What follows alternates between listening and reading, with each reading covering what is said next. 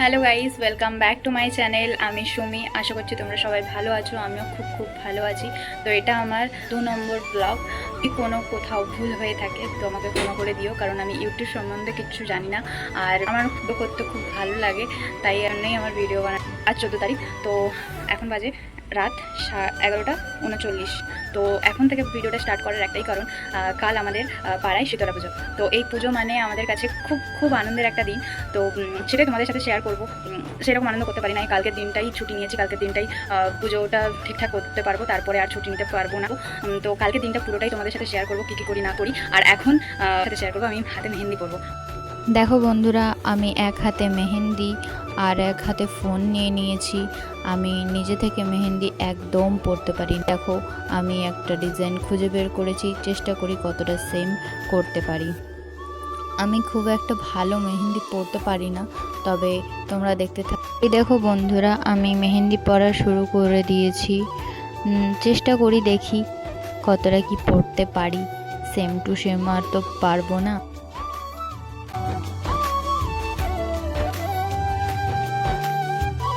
মেহেন্দি পরার সময় যদি তোমাদেরকেও ডিস্টার্ব করে, কেমন মাথাটা গরম হয় বলো তো? সেম হচ্ছে আমার ভাই। বিছানার উপরে এসে নাচানাচি কুদাকুদি। আমি বলছি, আরে আমি মেহেন্দি পরছি, দাঁড়া, তুই হিলাস না। তাও ওরকম ডিস্টার্ব করেই যাচ্ছিল, দিয়ে আমার মেহেন্দি নিয়ে নিয়েছিল। তো ডিস্টার্বের মাঝেও চেষ্টা করতে করতে দেখো এতটা হয়ে গেল। এই যে নিচের দিকটা না কেমন একটা লাগছে, ভাবছি এটা লাস্টে মুছে ফেলবো। এই দেখো আর একটু বাকি আছে, আর একটু পরলেই আমার মেহেন্দি পরা শেষ হয়ে যাবে। চলো, মেহেন্দি পরতে পরতে তোমাদের সাথে একটু এই পুজোর সম্বন্ধে কিছু কথা শেয়ার করি। জানো তো, আমরা ছোটোবেলায় এই পুজোতে খুব মজা করতাম। সবার বাড়ি বাড়ি আত্মীয় স্বজন সবাই আসতো, তারপর পাড়ায় মাইক বাজতো, গেট সাজানো হতো। এখন ওইসব হয়, তবে আগের মতো কিছুই হয় না। সেরকম লোকজনও নেই, তাই আর আনন্দও হয় না। তারপর তো অনেকের বিয়ে হয়ে গেছে, অনেকে বাইরেও চলে গেছে, আবার অনেক বয়স্ক মানুষরা মারাও গেছেন যারা এই পুজোতে সামিল হতো। তারপর আমার আর একটা জিনিস খুব ভালো লাগে, এই পুজোর দিনে কারোর বাড়ির উনুন জ্বলে না। আগের দিন বেশি করে ভাত বানিয়ে রেখে দেয় সবাই, দিয়ে তারপর দিন পুজোর দিনে জল ঢালা ভাত খায়। পুজো মানেই প্রতিযোগিতা। এই প্রতিযোগিতার ব্যাপারটা খুব ভালো লাগে। আগে সেই মোমবাতি প্রতিযোগিতা হতো, হাঁড়ি ভাঙা, মিউজিক্যাল চেয়ার, এসব খুব মনে পড়ে। তবে এখন আর এই প্রতিযোগিতায় যোগ দিতে পারি না, কারণ এখন জব করি, তাই সময় দিতে পারি না। এই দেখো, তোমাদের সাথে গল্প করতে করতে আমার কতটা মেহেন্দি পরা হয়ে গেল। জানি না, তোমরাই দেখে বলবে আমি কেমন মেহেন্দি পরলাম। তবে আমি মেহেন্দিটা খুব ভালো একটা পরতে পারি না, তবে চেষ্টা করি। দেখো, অবশেষে পরা হলো আমার মেহেন্দি। এই যে মেহেন্দিটা পরা একদম ডান। যেটা দেখেছিলাম সেটা হয়নি, তবে যা হয়েছে আমার জন্য ভালোই হয়েছে। তো তোমরা দেখে বলো কেমন হয়েছে মেহেন্দিটা। এবার নেল পলিশটা পরলেই আমার হয়ে যাবে পুরো হাত ভর্তি। তো এখন অনেক রাত হয়ে গেছে, আমি নেল পলিশটা পরবো, দিয়ে ঘুমিয়ে পড়বো। তোমাদের সাথে আর নেল পলিশ পরাটা শেয়ার করছি না। মর্নিং বন্ধুরা, দেখো আমি এখন উঠে পড়েছি, আর আমার হাতের মেহেন্দি দেখো শুকিয়ে গেছে। আর এখন বাজে 9টা 36। দেখো, দেখতে পাচ্ছ, এই যে 9টা 36 বাজে। এখন আমি ঘুম থেকে উঠলাম।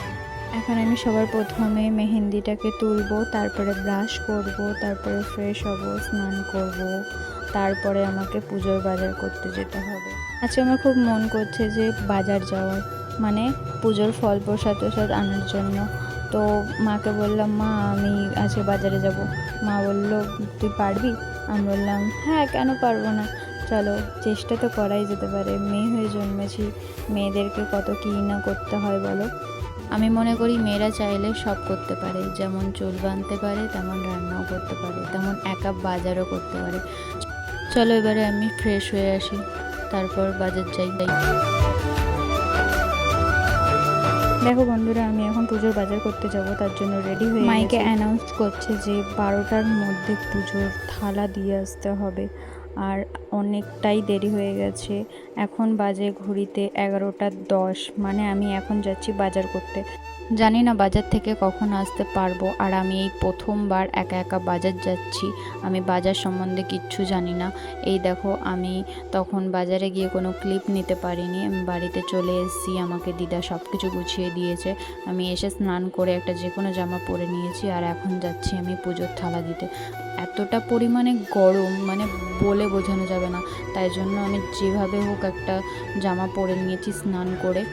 এরপর পুজোর থালা দিয়ে এসে আবার আমাকে বেরোতে হবে চাল মাংনি করতে। দেখো পাড়ার মোড়ে এখন কত সুন্দর করে গেট সাজিয়েছে। মানে এই জায়গাটা সাজানোর একটাই কারণ সবাই যারা যারা উপোস করে থাকে তাদের জন্য এইখানটাতে শরবতের ব্যবস্থা করা হয়। আর এই দেখো আমি এখন যাচ্ছি, সাথে ভাইকে নিয়ে নিয়েছি। ভাইকে বলছি একটু ভিডিও করে দে, একটুও আমার হেল্প করে না কত। এই দেখো এখন মন্দিরে চলে এসেছি, পুজোর থালা দেব। আর খুব জোরে গান বাজছিল, এই জন্যই আমাকে শুধুমাত্র ভয়েস ওভার দিতে হচ্ছে। দেখো এবার আমি মন্দিরে চলে এসেছি। এই যে আমার কাছ থেকে এখন থালাটা নিয়ে নেবে, দিয়ে ওখানে নাম লিখে দেবে। আমাকে জিজ্ঞেস করছে কার নাম, তো আমি আমার নামই দিয়েছি, আমার নাম দিয়েই জমা দিয়ে এসেছি। এই দেখো আমাদের এই রকমই পুজো হয়। ওই যে মা শীতলা, দেখো ভেতরে কি সুন্দর মুখটা, মায়ের মুখ দেখলে পুরো প্রাণ জড়িয়ে যায়। এই যে সবাই এখানে, এই যে মামারা, এই দাদারা মামারা সবাই এখানে কাজ করছে পুজো। আর এই যে আমার মন্দির থেকে আমি এবার বাড়ি যাচ্ছি, দিয়ে এবার বাড়িতে গিয়ে একটু রেস্ট নেব। তারপরে আমার সব বান্ধবীরা আসবে, দিয়ে তারপরে রেডি হয়ে চাল মাংনি করতে বেরোবো। রেডি হয়ে বলতে কি, আমি একটা ভালো ধোয়া জামা পরবো, দিয়ে তারপরে বেরোবো। আর আমার ভালো লাগছে না, এত গরমে কে সাজে। তো ইচ্ছা আছে সন্ধ্যাবেলা সাজবো, তো সন্ধ্যাবেলায় তোমাদের শেয়ার করব যে সন্ধ্যাবেলা কী করবো। চলো এখন বাড়ি যাচ্ছি। এই দেখো আমার বান্ধবী চলে এসছে, এই যে চাল মাংনি করতে যাচ্ছি, বেরোচ্ছি। তো ও থালা নেয়নি, ও বললো যে এমনি চল তোর সাথে যাবো। আমি বললাম হ্যাঁ, দিয়ে আমি ওর সাথে মজা করছিলাম যে তুই তো ভিআইপি, তুই চাল মাংনি করবি না। তো ও বলছে আরে না, আমি এমনি, আমার ভালো লাগছে না, রোদে আমার পা পুড়ে যাচ্ছে, তাই জন্য আমি বললাম ঠিক আছে চল। দিয়ে তারপরে এই যে দেখ,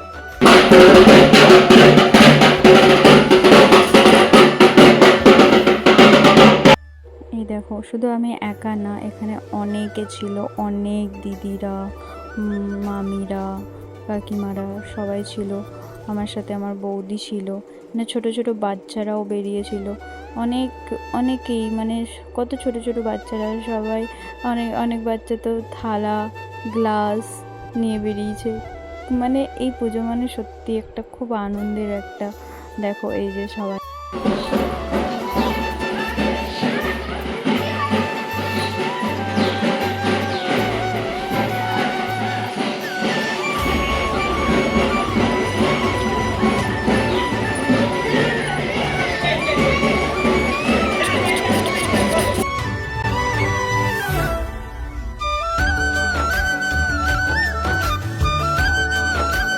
এখন আমার বান্ধবীকে ওর কাকিমা বলছে যে তোর যেন একটা ছেলে হয় তাড়াতাড়ি। আমি বলছি না না, মেয়ে হবে। আর এই যে এই দেখো এই দিদাটা খুব ভালো, মানে এই দিদাটা এত মজা করে কি বলবো। এই যে এখন সবাইকে শরবত দেওয়া হচ্ছে, দেখো।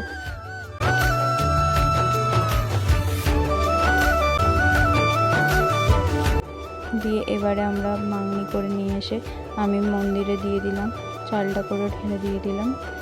এবারে এই চালগুলো দিয়ে না একদম লাস্ট দিনে খিচুড়ি হবে, সবাই পুরো পাড়া জুড়ে সবাই খাবে। এই দেখো এবারে সন্ধ্যাবেলা আমরা চলে এসেছি রেডি হয়ে, পাঠা বলি হবে ওখানে। পাঠা বলি আমাকে ভিডিও করতে বারণ করেছিল, তাই জন্য আর কি করিনি। এই যে দেখো আমরা সেজেছি, সাজার সময় কারেন্ট চলে গেছিলো, তার মধ্যে ঝড় বৃষ্টি, সত্যি দেখাতে পারিনি যে আমরা সবাই একসাথে মিলে সবাই কত সুন্দর সেজেছি। এই যে দেখো, তারপর এখানে পাঠা বলির জন্য রেডি করা হচ্ছিল সব কিছু।